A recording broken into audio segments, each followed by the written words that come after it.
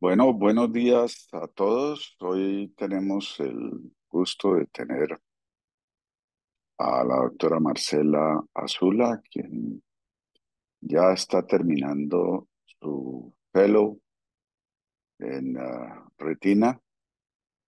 No le queda sino un par de meses, pero ha mostrado en el año, casi año que lleva aquí, que tiene una capacidad extraordinaria para la docencia. Ha revisado muchísimos temas, los ha presentado muy bien. Y hoy vamos a tocar un tema mm, que es muy importante conocer, no tanto por lo que podamos hacer por los pacientes, sino por lo que podemos orientar y aconsejar y sobre todo hacer en términos de prevención. Adelante, Marcela.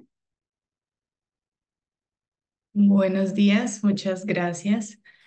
Entonces, el día de hoy les voy a hablar sobre coriorretinopatías traumáticas y lo quise traer a colación, pues porque muchos acá vemos urgencias y somos como la primera entrada de estos pacientes con un trauma contuso. Entonces, lo primero que hay que hacer para la evaluación de un paciente que ha sufrido un trauma ocular es una buena anamnesis, en donde debemos preguntar cómo se produjo la lesión, qué medidas de urgencia se adoptaron, si hay lesiones sistémicas asociadas a esta lesión. También es importante saber cuál era la situación de ese ojo antes de la lesión, si tenía cirugías previas, la intensidad de la lesión, o sea, el objeto con el que se produjo el trauma y si llevaba o no protección ocular. En esto no me voy a centrar mucho porque hace 15 días el doctor Ocampo pues lo habló extendidamente de la clasificación del trauma. Entonces, como ya sabemos, el trauma se divide en trauma abierto y cerrado y el día de hoy me voy a centrar solamente en trauma cerrado y sobre todo en contusiones. Y importante también recordar que a todo trauma, así no sea un trauma abierto, a todo trauma debemos hacerle el OTS, que es una escala de puntuación que nos da una predicción de la agudeza visual final del paciente después del trauma. Entonces, pues tampoco me voy a enfocar mucho en esto porque también el doctor Ocampo lo explicó hace 15 días, pero es muy importante tenerlo en cuenta para en el momento de hacer el, el abordaje del paciente con trauma, tenerlo presente y apuntarlo en la historia clínica. Entonces vamos a empezar, voy a hablar de todas estas patologías que están acá encerradas en rojo y antes de empezar a hablar de cada una de ellas, es importante ver que las lesiones pueden ser según los diferentes mecanismos. Entonces la lesión puede ser directa por el golpe, que es el daño en el lugar del impacto. La lesión puede ser por contragolpe, que el daño se produce en los tejidos que están en el sitio opuesto al impacto y estas son más la conmoción retiniana y la rotura coroidea. Y las lesiones pueden ser por compresión ocular, en donde el diámetro anteroposterior del ojo se disminuye, se produce un estiramiento ecuatorial y a este tipo de lesión se produce más la diálisis retiniana. Igual ya vamos a hablar de cada una de ellas con más detalle. La primera en la que voy a centrarme es la corioretinitis esclerotidia. Esta entidad fue descrita en 1872 por Hernán Kohn y él la describe como una fusión de la retina y la coroides en el polo posterior y posteriormente en 1901 fue descrito como una ruptura corioretiniana traumática. Y su nombre se da por las siglas Sclopetum, que significa arma de fuego, y Sclo, que significa desgarrar o rasgar.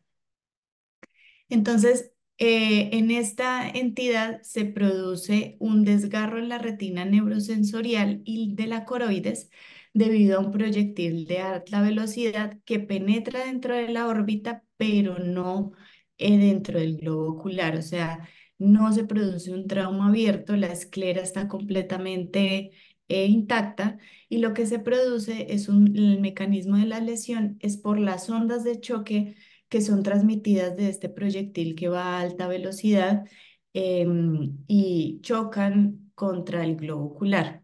Entonces, lo que se produce es una deformación del globo ocular con un aumento de las tensiones de tracción de los tejidos oculares y la coroides y la retina, estas ondas de choque exceden la resistencia de estos dos tejidos, de la retina y de la coroides, y producen esta ruptura. La hialoides posterior está intacta porque esta es más elástica, entonces no hay un desprendimiento de esta hialoides posterior. Y la esclera, como es un tejido mucho más fuerte, que también permanece intacta.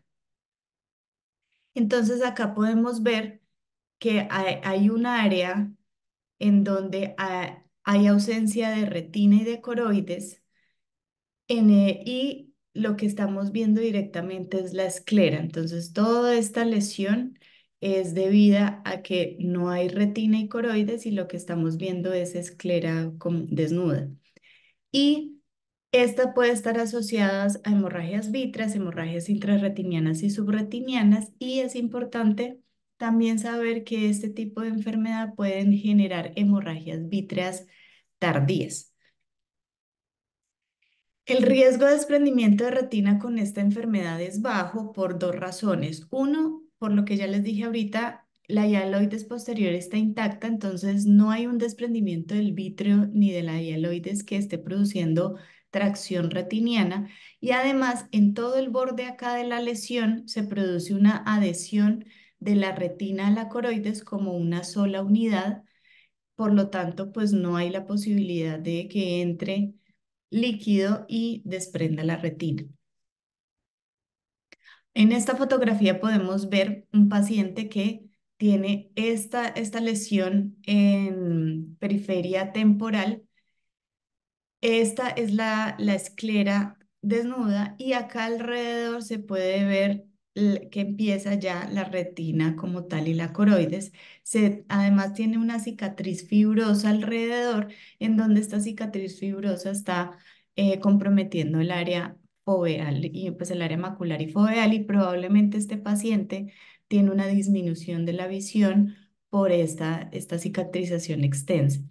Dependiendo del cuadrante en donde se produzca la lesión, va a ser la agudeza visual del paciente. Si este tipo de lesiones se producen en el área nasal que no compromete la mácula, probablemente el paciente va a tener una buena agudeza visual posterior.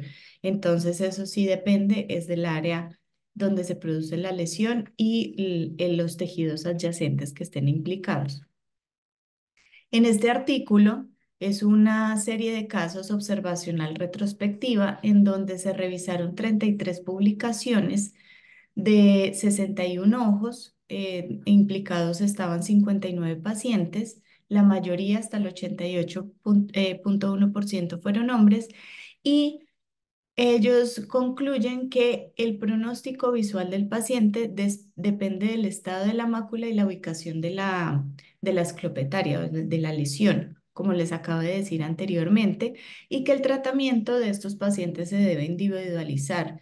Si es tratamiento quirúrgico porque tienen una hemorragia vitrea severa o alguna otra condición, si no tienen ninguna de estas condiciones, pues el tratamiento es observación.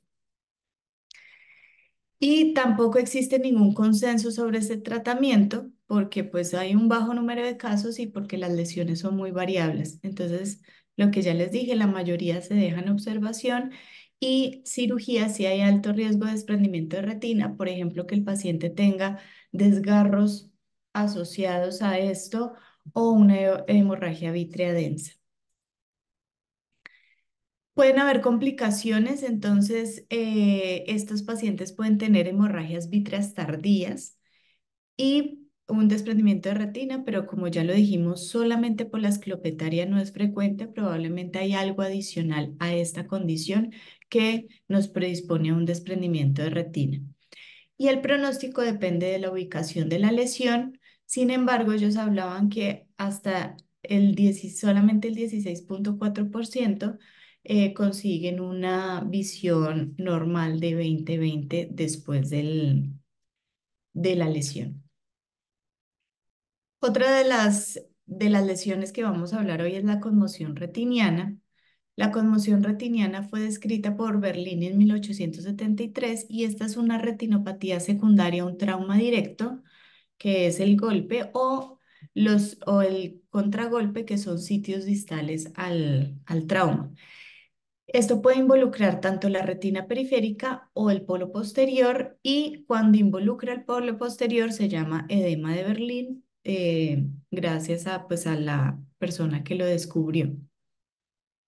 Entonces aquí lo que pasa en esta fotografía lo podemos ver es que cuando se produce un trauma por golpe directo, el ojo disminuye este diámetro anteroposterior, se produce un alargamiento ecuatorial y este alargamiento ecuatorial hace que se expandan las estructuras periféricas.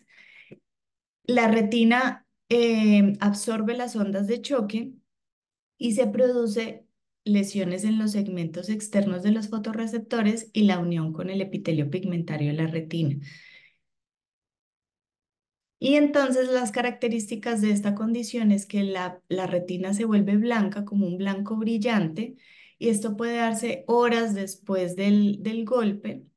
Puede estar en polo posterior en la periferia y esto se produce porque hay un edema extracelular, hay una inflamación glial y la rotura de estos segmentos externos de los fotorreceptores.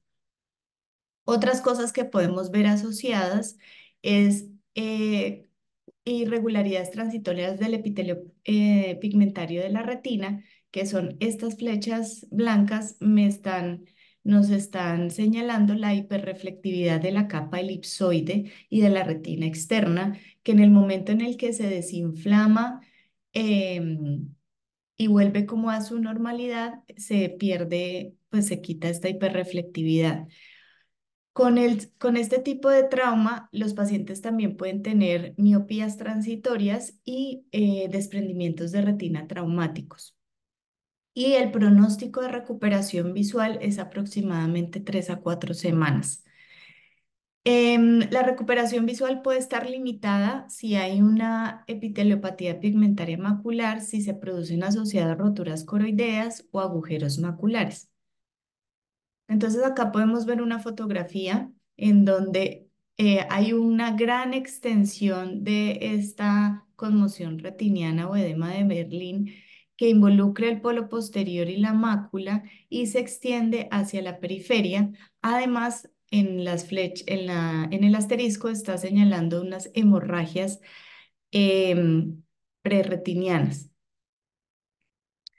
Lo mismo acá, en este paciente vemos una extensa área de conmoción retiniana periférica que no está comprometiendo el área macular. Probablemente este paciente, mientras se resuelve la conmoción retiniana, puede tener un escotoma, pero posteriormente probablemente va a tener una buena agudeza visual, dado que no hay un compromiso macular. En este artículo lo que los autores hicieron fue investigar el espesor coroideo y el área coroidea en pacientes que tenían conmoción retiniana unilateral.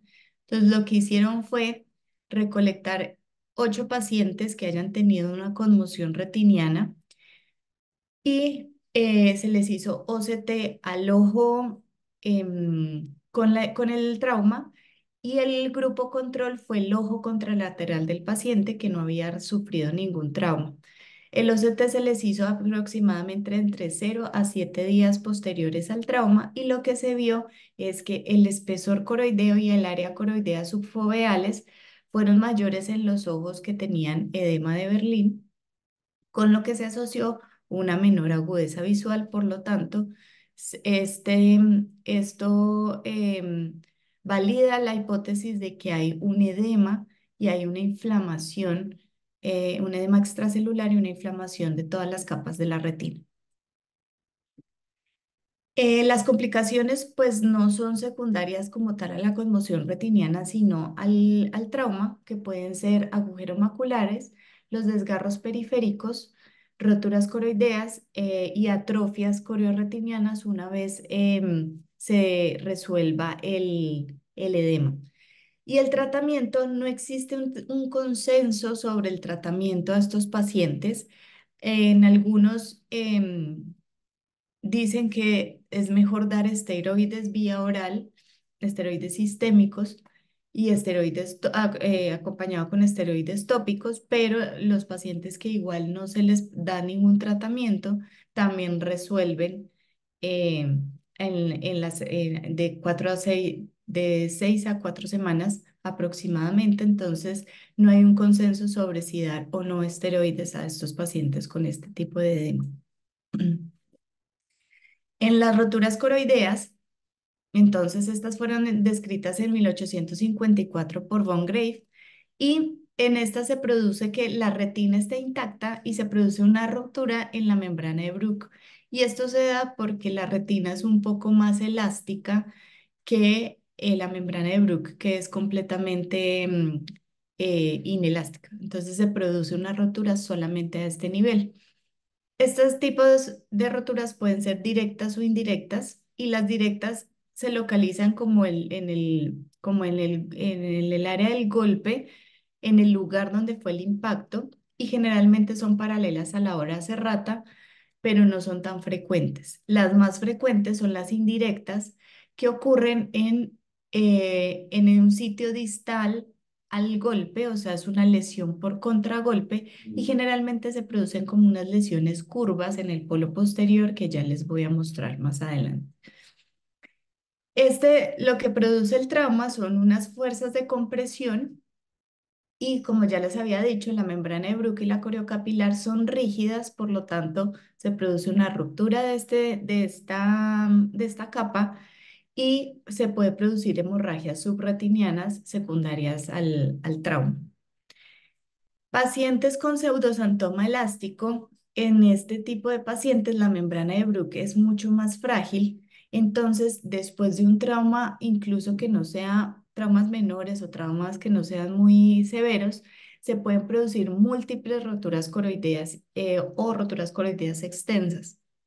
Entonces, acá vemos una fotografía color a la izquierda de campo amplio, en donde podemos ver que un paciente con pseudosantoma elástico tuvo un trauma ocular, y podemos ver hemorragias intrarretinianas en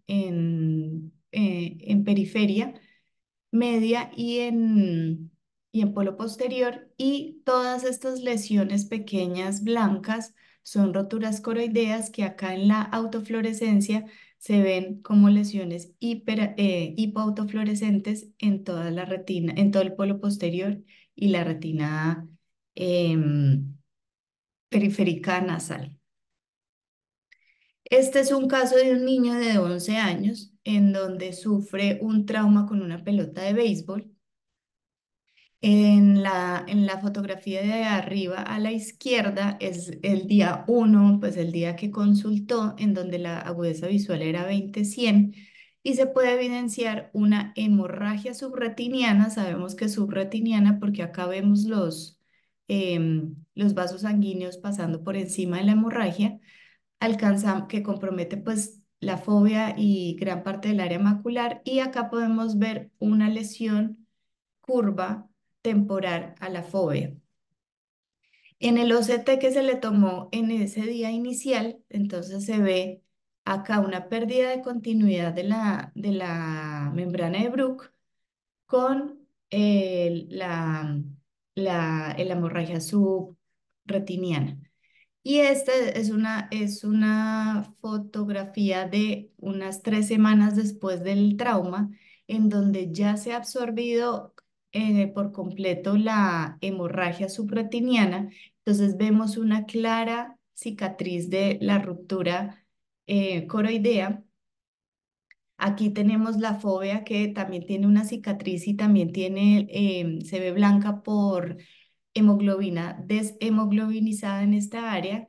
Y en el OCT lo que podemos ver es la pérdida de continuidad tanto en la fóvea como parafoveal temporal de la coriocapilar. Las complicaciones de esta patología son cicatrices que generalmente cuando ya van cicatrizando producen hiperpigmentación en sus bordes y desde hasta el 12%, de 5 a 12% pueden producir neovascularización coroidea tardía y esta neovascularización puede ser tipo 1 y tipo 2 que pueden iniciar dentro de los 12 meses posterior al trauma. Acá podemos ver una serie de fotografías de un paciente que sufrió un trauma contuso, en donde en la fotografía de arriba a la izquierda es el día 1, donde se evidencia una contusión retiniana, un edema de Berlín. Podemos ver en diferentes sitios hemorragias subretinianas y podemos empezar a ver cómo no es tan clara en esta fotografía las roturas coroideas, pero pueden sospecharse. Este paciente posteriormente se le toma esta fotografía arriba a la derecha, en donde todavía tiene hemorragia subretiniana, pero ya es más evidente, o sea, se resuelve el edema de Berlín y ya se ven más evidentes estas líneas en el polo posterior que nos dicen que hay una ruptura coroidea. Y aproximadamente 2 meses después del trauma, el paciente regresa por disminución de la agudeza visual y lo que se evidencia son hemorragias subretinianas por exudación y se confirma que es una membrana neovascular que activa, que está produciendo este tipo de hemorragias. El paciente se le ponen 2 dosis de antiangiogénicos y posteriormente esta última fotografía de abajo a la derecha ya es el paciente con las rupturas coroideas cicatrizadas. Vemos que tiene las hiperpigmentación en los bordes o pues alrededor de la rotura coroidea y el compromiso foveal. Por lo tanto, este paciente pues no tuvo una mejoría de la agudeza visual por el compromiso de la fovea. El tratamiento, observación. Si solamente vemos que hay una rotura coroidea, hay que observar. Cirugía también individualizando cada caso. Si hay algo adicional que nos esté produciendo un desprendimiento de retina, una hemorragia vitrea o algo adicional, se hace cirugía y solamente se hace terapia antiangiogénica si hay membrana neovascular activa que esté exudando y produciendo sangre. Este artículo se recopilaron 54 pacientes que tuvieron ruptura coroidea unilateral secundaria a trauma. Se hizo un periodo de seguimiento a 5 años en donde se vio que de estos 54, 11 pacientes presentaron membrana neovascular coroidea.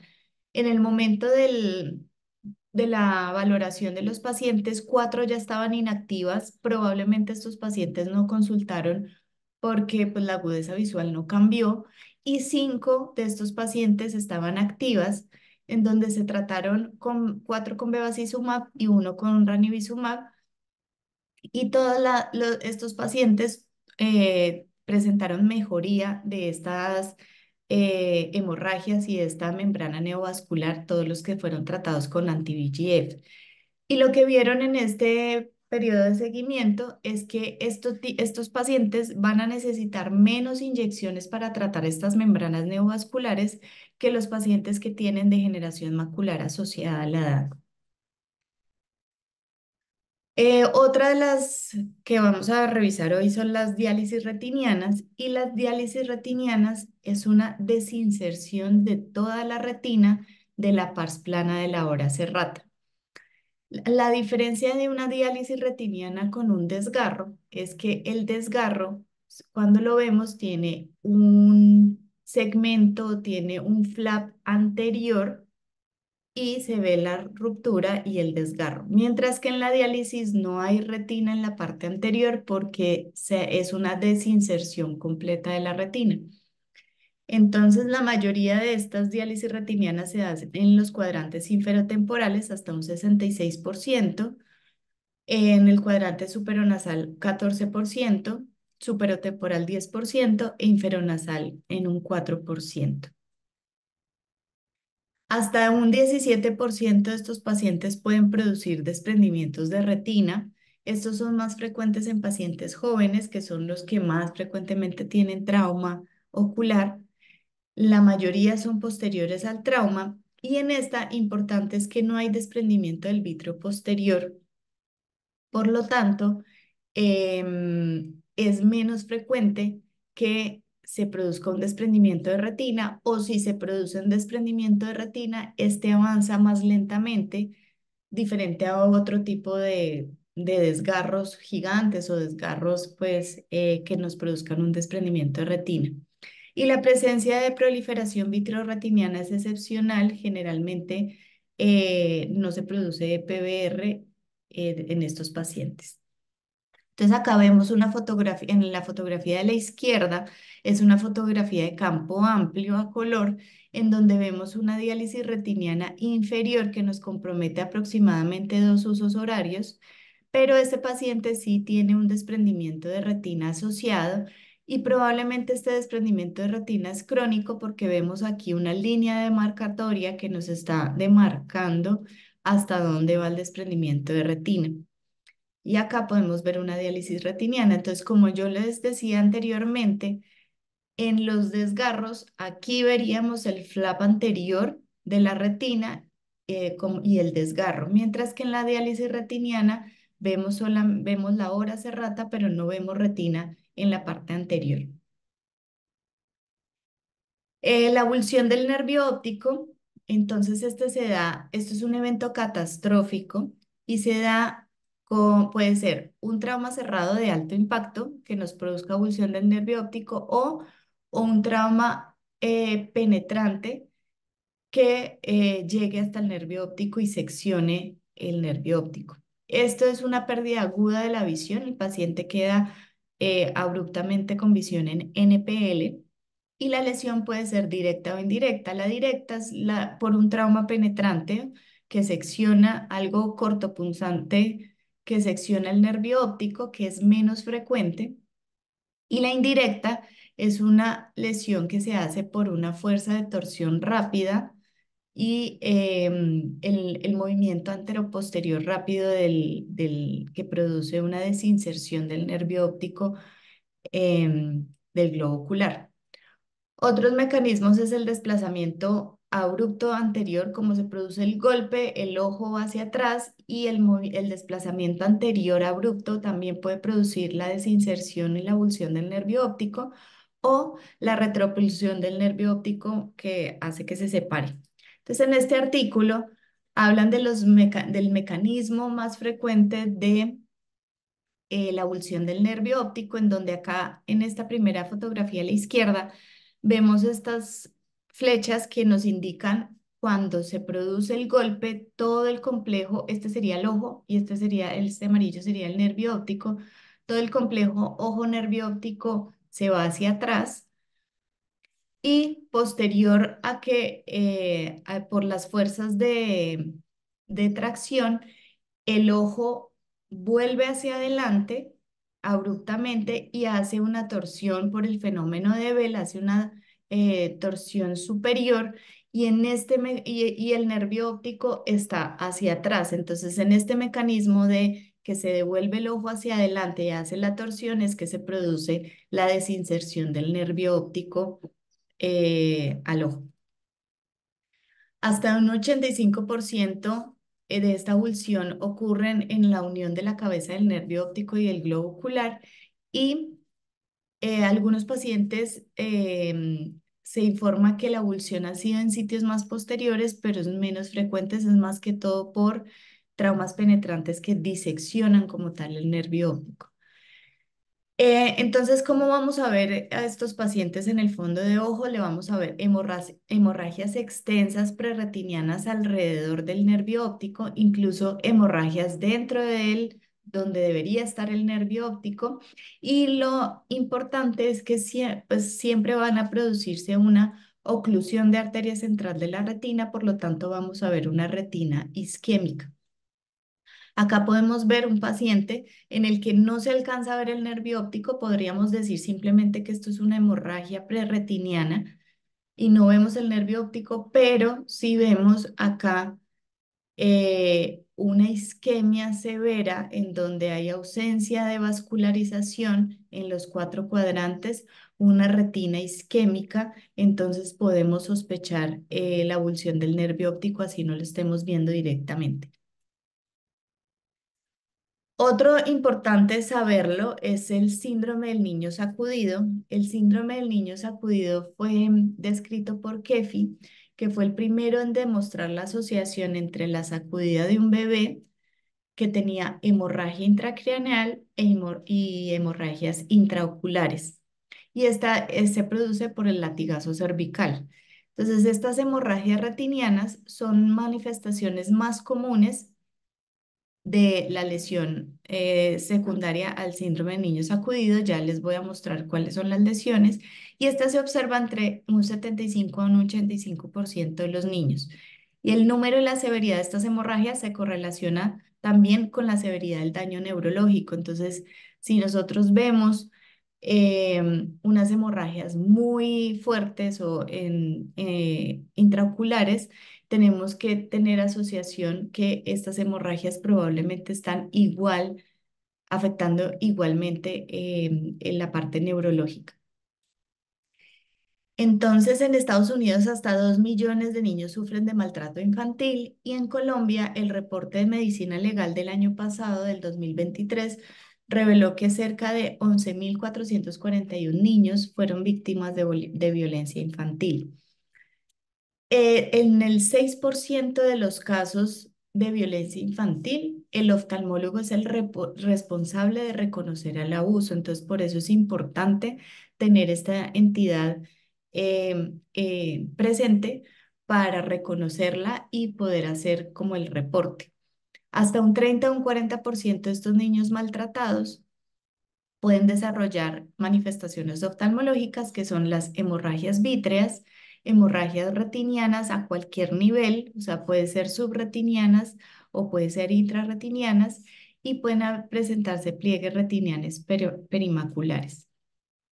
Entonces, ¿por qué se produce este tipo de lesión? Entonces, tenemos que tener en cuenta que la cabeza de un niño representa hasta el 10% del peso del bebé y los músculos del cuello no están desarrollados para evitar este movimiento de latigazo. Entonces, la maniobra de sacudida rápida hace que se presente una aceleración, desaceleración, tanto cerebral como ocular y se produce en el ojo produce una tracción vítrea y esta tracción vítrea produce hemorragias retinianas. Otros mecanismos son el aumento de la presión intracraneal, que también nos puede llevar a hemorragias intrarretinianas, falta de perfusión periférica, que posteriormente puede producir neovascularizaciones y hemorragias vítreas y desprendimientos de retina, aumento de la presión intratorácica e hipoxia. Entonces, las características clínicas de estos niños, podemos ver edema palpebral o equimosis, pero no es tan frecuente. O sea, puede que en la parte externa esté completamente normal, pero en el fondo de ojo podemos ver hemorragias vítreas, hemorragias a cualquier nivel de la retina, o sea, prerretinianas, intrarretinianas o subretinianas, papiledema, pliegues, y el papiledema es pues por aumento de la presión intracraneana, pliegues perimaculares, avulsiones del nervio óptico o retinosquisis macular. Entonces, estas lesiones son lesiones por síndrome del bebé sacudido, en donde vemos lesiones intrarretinianas con un centro blanco que son muy parecidas a las manchas de Roth que se dan en leucemia y en endocarditis. Por eso es importante también hacer diagnóstico diferencial con estas entidades. Acá en este paciente podemos ver un edema del nervio óptico asociado a hemorragias. Aquí serían prerretinianas y estas serían intrarretinianas.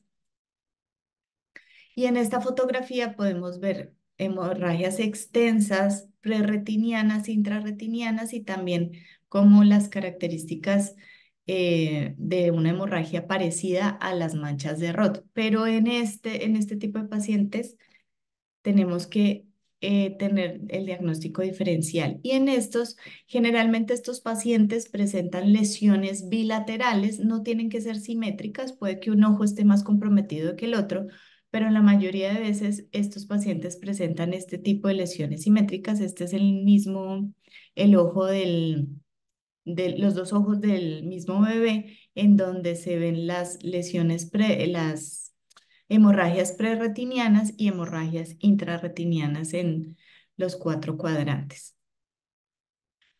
Como ya les dije, hay que hacer diagnóstico diferencial. Se debe sospechar eh, el maltrato infantil, pero también se debe de descartar endocarditis bacteriana, leucemias, síndrome de Pearson por aumento de la presión intracraneana, anemia, retinopatías de Valsalva, coagulopatías y lesiones por forceps en el momento del parto. El tratamiento entonces depende de la lesión, o sea, si no hay una lesión extensa, si no hay una hemorragia vítrea extensa, entonces observación, tratar de mantener al bebé en posición semisentada, y si ya son unas lesiones extensas, pues hacer vitrectomía, y lo más importante es la corrección rápida de la ambliopía de estos niños. Y por último, vamos a ver una retinopatía que se llama retinopatía de Putcher. Esta fue descrita en 1910 por Putcher, vio que un paciente se cayó de un árbol y sufrió un trauma craneoencefálico, y posterior al trauma craneoencefálico empezó a presentar disminución de la agudeza visual y unas lesiones retinianas. Entonces, esta es una corioretinopatía que está asociado a trauma indirecto, o sea, la lesión no está en el ojo, no se produce un golpe directo ocular, y clásicamente se caracteriza por traumatismos por compresión torácica o compresión pues, de huesos largos. También es conocida como angiopatía retiniana traumática, linforragia retiniana o teletraumatismo retiniano. Tiene una incidencia muy baja del 0,24 casos por millón de habitantes. Hasta un 60% es bilateral, puede ser asimétrica, pero bilateral, y es más frecuente en hombres de edad media. Entonces, esta es una angiopatía que se produce posterior a lesiones traumáticas extraoculares, y se producen estas lesiones que vemos en esta fotografía abajo a la derecha, que son pálidos, que están en predilección en el polo posterior, en el área macular y alrededor del nervio óptico, también pueden estar alrededor de las arcadas vasculares, y pueden estar o no asociados a hemorragias retinianas. Entonces, la etiología puede ser por trauma craneoencefálico, por compresión torácica, fractura de huesos largos o lesiones por aplastamiento. Después de cirugías ortopédicas, se puede confundir con síndromes del bebé maltratado o por barotrauma. Y hay una entidad que se llama Pocher-like, que es un paciente que tenga estas mismas lesiones, pero que no haya tenido, que no tenga un trauma asociado, un trauma, sí, asociado. Entonces, todas estas entidades pueden producir un Pocher-like. Las más frecuentes son la pancreatitis, el lupus y la escleroderma, y la preeclampsia, la eclampsia o el síndrome de HELP. Pero cualquiera de estas enfermedades que están acá pueden producir también este tipo de síndrome. En la clínica lo que vamos a ver es que es una visión baja, generalmente menor de 20/200, que no, indolora, súbita, y vamos a ver múltiples áreas de blanqueamiento, como ya se los mostré anteriormente, ya les voy a mostrar más fotos, y estos se llaman los Pocher-Flecken. También se puede asociar a manchas algodonosas por isquemia. Pueden o no haber edema del nervio óptico, edema de la mácula, hemorragias intrarretinianas e isquemia macular. Entonces acá vemos una fotografía de ambos ojos del mismo paciente, en donde vemos estas Pocher-Flecken, que son estas placas blancas de predominio en el polo posterior, en la mácula, asociado a hemorragias, estas pueden estar también alrededor del nervio óptico y alrededor de las arcadas vasculares. Estas lesiones generalmente no se ven en periferia, se ven en polo posterior. Entonces esto nos puede, pues podemos tener un diagnóstico diferencial si vemos más lesiones periféricas o algo con otro tipo de entidades. Esta es una paciente que tuvo un síndrome de HELP y que posterior a la cesárea presenta pérdida súbita, disminución súbita de la visión de ambos ojos. Entonces acá vemos estas placas blancas de aspecto como isquémico en polo posterior y alrededor de las arcadas vasculares asociado a hemorragias intrarretinianas. La fisiopatología, entonces, la primera teoría que fue descrita por el doctor Poscher fue la extravasación de material linfático después de un aumento de la presión intracraneana. Pero la teoría actual es que se produce una microembolización que produce oclusión arteriolar pericapilar, un infarto microvascular de la capa de fibras nerviosas, que ahí es por eso se presentan las manchas algodonosas, y esta microembolización puede ser de embolía grasa, secundario a fracturas o compresiones de huesos largos. Y si no hay antecedente de trauma, puede ser por proteasas pancreáticas o por leucoembolización. Otro tipo de fuentes de embolismo pueden ser compresiones torácicas que hacen que se disminuya el retorno venoso, hace que se expanda agudamente las arterias retinianas y se produzca isquemia. El aire que actúa como en la fase vitrorretiniana, también produciendo isquemia, los coágulos de fibrina como en el lupus y la esclerodermia, y el líquido amniótico.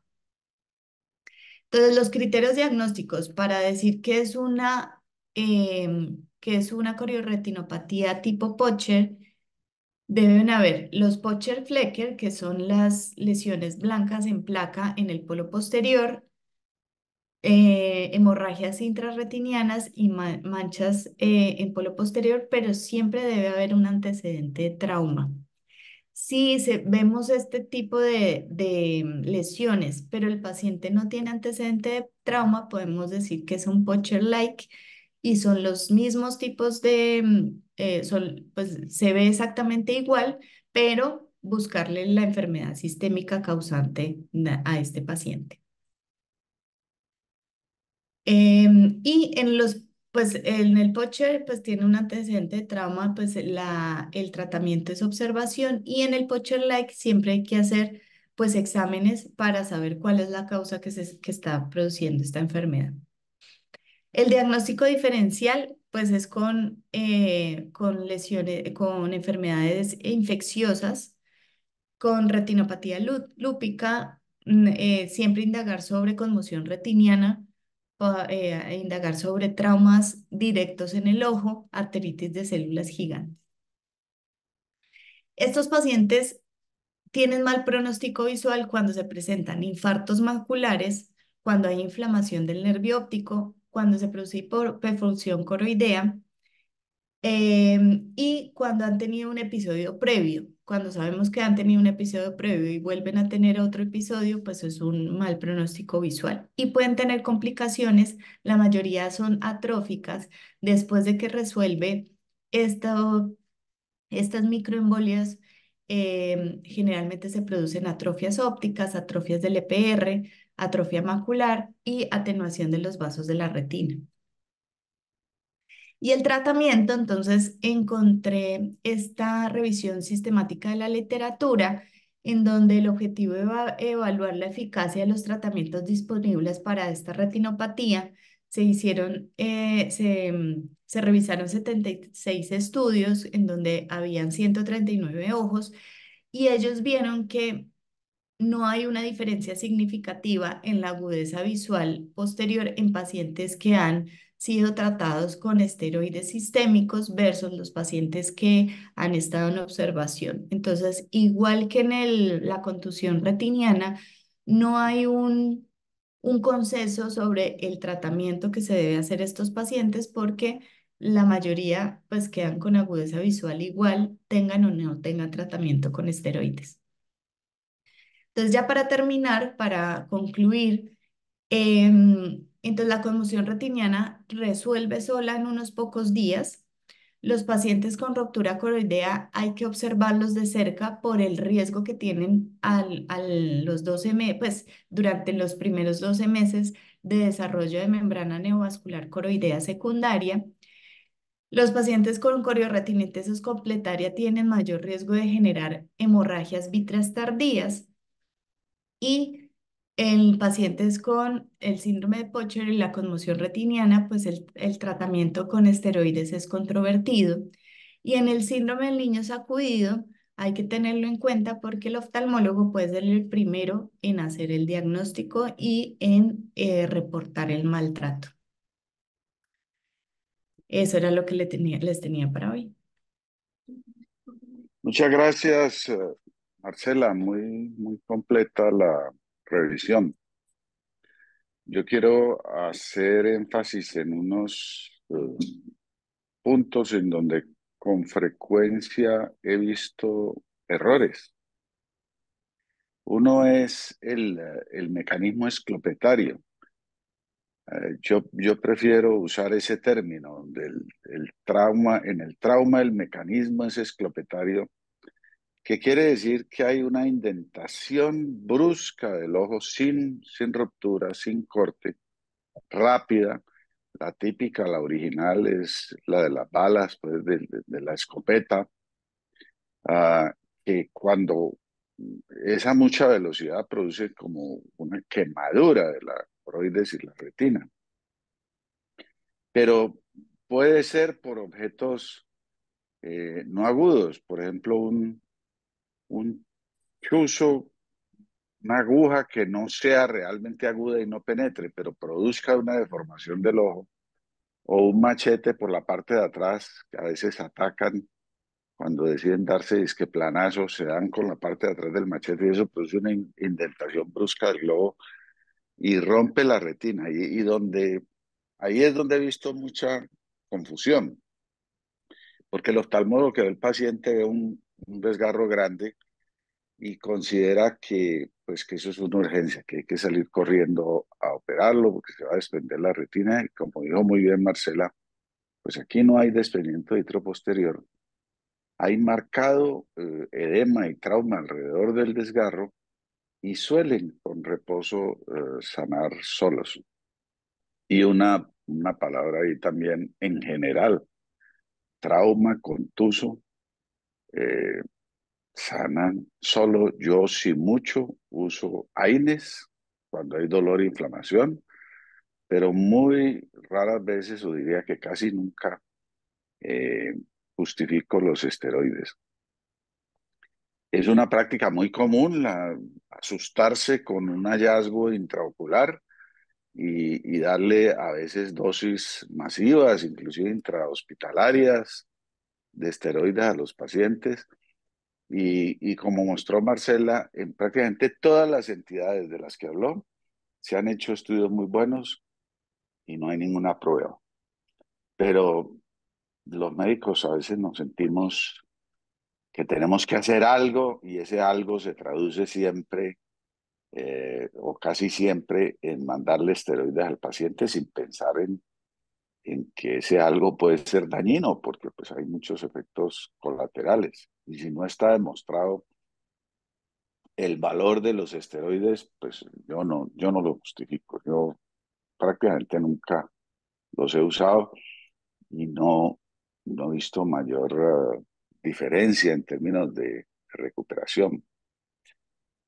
Como mostró muy bien Marcela, pues en estos casos de trauma contuso, no es mucho lo que podemos hacer, más allá de un correcto diagnóstico, darle al paciente un pronóstico, y donde más podríamos hacer es en prevención. Hay ejemplos de oftalmólogos muy involucrados en medidas preventivas. Yo cito siempre al doctor Pashby de Canadá, que hizo una campaña muy intensa para protección de, en hockey y lo volvió ley que para jugar hockey había que usar mascarilla. Y ellos tenían 1.800 ojos perdidos cada año por hockey y eso bajó como a uno o dos, que es el promedio actual. Y siempre es porque alguien no se puso el eh, bendita mascarilla, como lo vemos en el caso de los deportes de disparar, ¿sí? Ah, es obligatorio usar mascarilla, pero preciso en el momento en que algún muchacho se levanta la mascarilla, le disparan con la ola y tenemos traumas pues severos. Desafortunadamente en los otros deportes no ha sido posible, pues solo tal vez squash. Es obligatorio usar protección ocular, pero en los demás, y vemos en fútbol, en el registro de trauma tenemos fútbol, básquet, golf, tenis, eh, heridas traumáticas severas por pelotas, por codazos, por puños, pero la frecuencia es relativamente baja, entonces pues no hay forma de convencer a la gente que use protección en esos deportes. Otro mecanismo de trauma en donde la prevención es muy importante y es algo que todos pueden hacer en sus hogares, es que en el registro encontramos que una de las principales mecanismos de trauma ocular está en los hogares, está en las casas. La obsesión por el ángulo recto, todo es ángulo recto, o sea, por todas las casas hay puntas y hay filos, y si la gente se tropieza, se cae, eh, y eso ocurre en los niños pequeños y luego vuelve a ocurrir y ocurre en los viejos que se enredan en los tapetes, se enredan en las pantuflas, se caen y caen con el ojo en una esquina de un mueble, en una punta, en una manija de una puerta. ¿Qué hacer para eso? Pues ser muy cuidadoso y ser muy consciente de que ese es un mecanismo real de trauma y estar muy pendiente de los niños pequeños y aconsejarle a los viejos que siempre anden con zapatos cerrados, evitar los tapetes. Cuando hay, cuando hay puntas muy evidentes, pues tratar de ver si se pueden cambiar o evitar.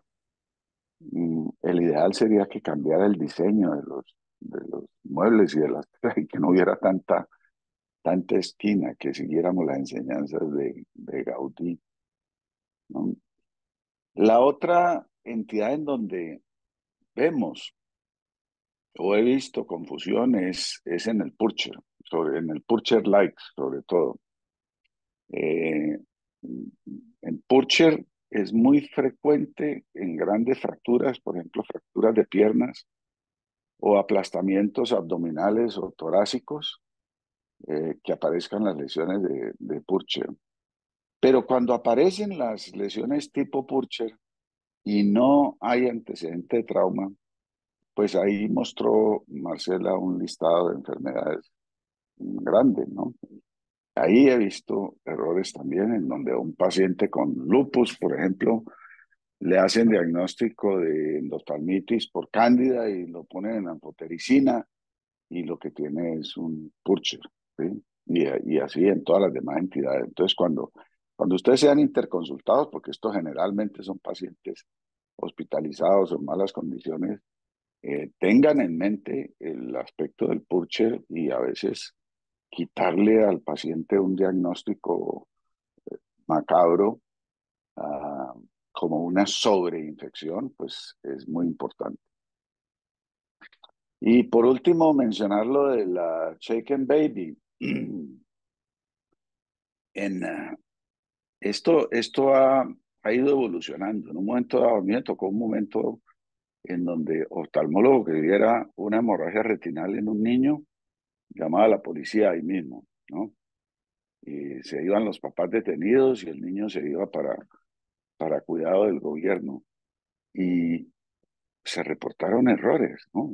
Marcela lo mostró muy bien. Hay una serie de entidades y enfermedades y traumas accidentales en donde realmente no hay maltrato, eh, que producen hemorragias en los niños. Entonces, se debe ser cuidadoso. Sí, sí es cierto que los oftalmólogos tenemos la obligación de sospechar y hacer el diagnóstico de un niño maltratado y denunciarlo, porque si hay papás, pues, con problemas mentales o de comportamiento, pues sí hay que tratar de salvar el niño de ese ambiente familiar que puede ser muy dañino. Pero salir corriendo y agregarle a la tragedia de un niño enfermo o un niño que se traumatizó accidentalmente, volverlo un problema policial, eh, pues puede ser muy dañino y muy traumático. Entonces, mi llamado es a que seamos cuidadosos, a que sí lo tengamos en la mente, lo sospechamos, pero miremos un poquito el entorno familiar, estemos seguros de que el niño no tiene una otra problema, ninguna enfermedad, y, y que siempre existe la posibilidad de que haya tenido un accidente, ¿no? De que no sea intencional. Ah, entonces, son diagnósticos que hay que tener en la cabeza, pero no con ese nivel de certeza. Bueno, si hay alguna pregunta para Marcela o algún otro comentario, En el chat no hay pregunta, doctor.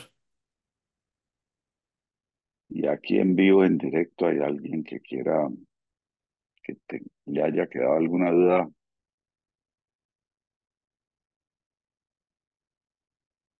Entonces, muchas gracias a todos por asistir y buen día. Hasta luego. Gracias, que estén bien, hasta luego. Muchas Muchas gracias, gracias, doctor. Marcela. Muy bueno.